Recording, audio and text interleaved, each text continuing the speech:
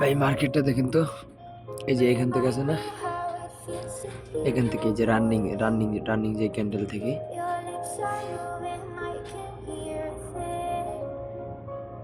এই যে রানিং ক্যান্ডেলটা আছে না, এই যে এটা সহ রানিং। ভাই সার্ভার ডিস্টার্ব করতেছে। এই রানিং যে ক্যান্ডেল আছে না, এটা সহ ব্যাক টু ব্যাক 3 ক্যান্ডেল ম্যাগ হবে এখানে। দেখেন একটা দুইটা, এটার পরে ব্যাক টু ব্যাক 3 ক্যান্ডেল।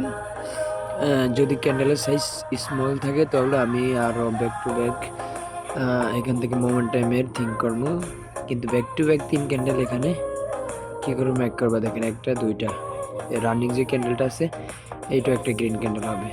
চলেন চলেন দেখা যাক।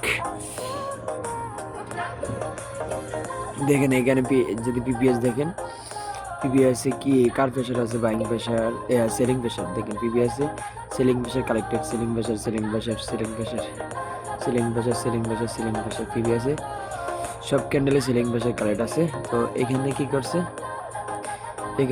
দেখেন সেলারে ক্লোজিং স্পোকিং করছে, দেন বাইং করছে অ্যাংরি ফিল্ড, দেন এখানে সেলার স্টেফল ক্যান্ডেল, এটা হচ্ছে সেলার স্টেফল ক্যান্ডেল। এখান থেকে ব্যাক টু ব্যাক 3 ক্যান্ডেলের আমি সাজেস্ট করলাম, ব্যাক টু ব্যাক 3 ক্যান্ডেল। চলেন দেখা যাক।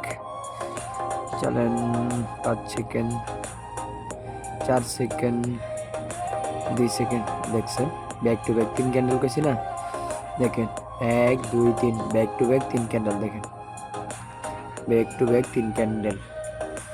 ভাই এটাই লজিক।